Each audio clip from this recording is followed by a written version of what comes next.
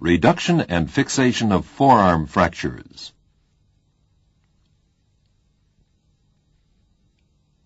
A short oblique fracture of the radius, just distal to the mid-shaft, combined with a mid-shaft multifragmented fracture of the ulna. The radial fracture, when reduced, will be held by a 7-hole LC-DCP, incorporating a lag screw.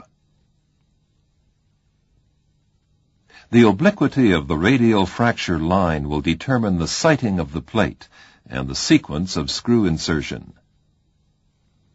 Note the almost intact interosseous membrane. For the ulna, indirect reduction will be followed by fixation with a 12-hole LC-DCP used as a bridge plate. Place the model in the vise as shown.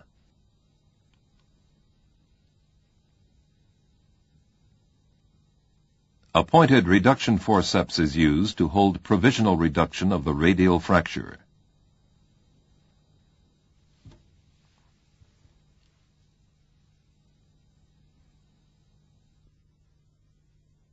Use a template to contour the plate to the lateral surface of the radius, so as to leave 3 holes proximal and 4 holes distal to the fracture line.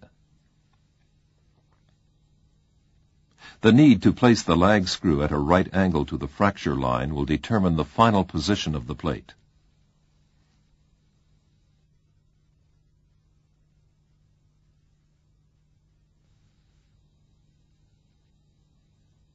It is useful to mark the screw hole sites once the plate has been contoured to match the template.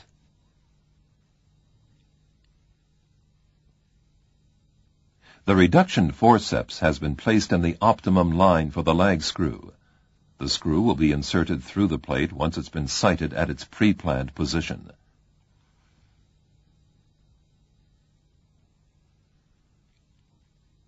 The first plate hole will be drilled proximally, followed by the distal load hole as shown.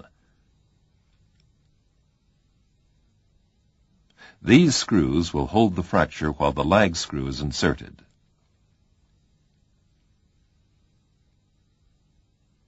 We now show the 2 drill guides for the LC-DCP. The universal drill guide allows for eccentric placement of a screw when not depressed, and neutral placement of a screw when depressed.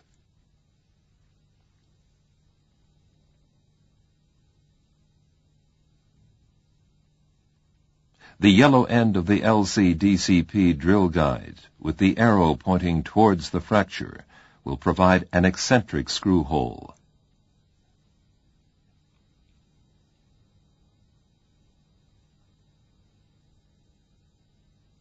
The green end of the LC-DCP drill guide, also with the arrow pointing towards the fracture, will provide a neutral screw hole. However, in our exercise, the green neutral guide is not used.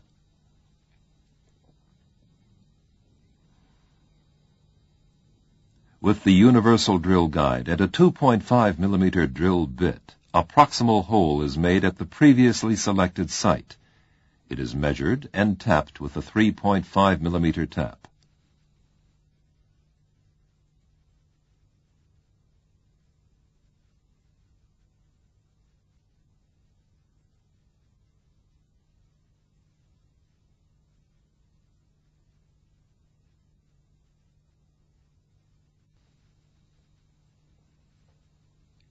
As the pre-bent plate is applied, the fracture is reduced again,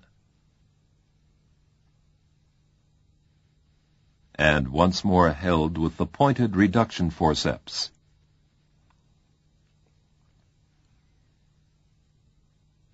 The first distal screw hole is made, using the yellow drill guide to produce an eccentric load position.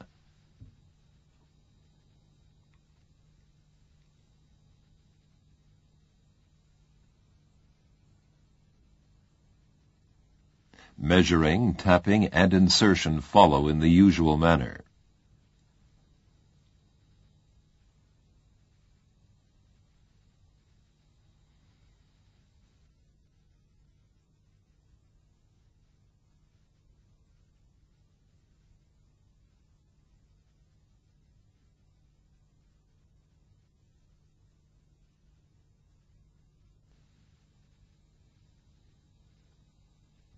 the reduction forceps can be removed. We now use the universal drill guide to position the lag screw through the plate.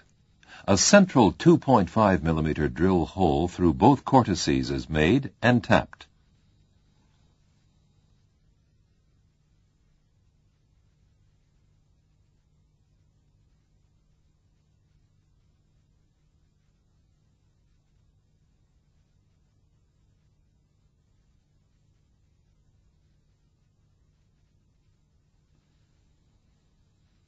A 3.5 mm hole is then drilled in the proximal cortex only.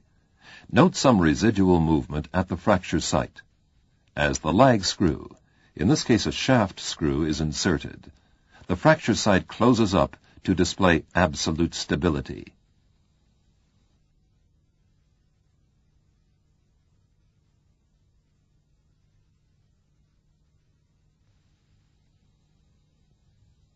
The remaining screws may then be inserted in a neutral position. Note when the radial fracture has been reduced, the ulnar fractures are drawn into approximate alignment by ligamentotaxis.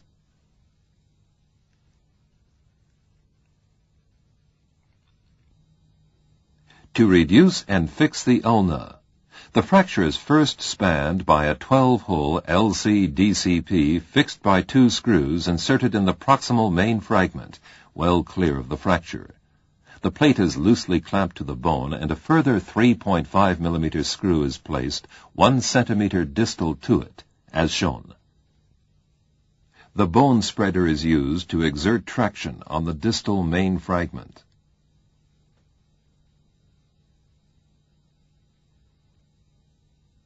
The fracture fragments are teased into position with the sharp hook.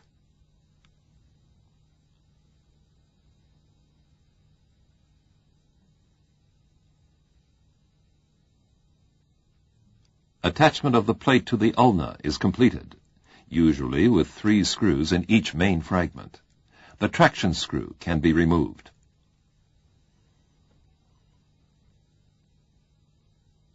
The fragments in the fracture site are left undisturbed, in accordance with the bridge plate technique. The final configuration leaves the radial fracture stably fixed in compression with a plate and lag screw, while relative stability has been imparted to the multi-fragment ulnar fracture by push-pull reduction and bridge plate fixation.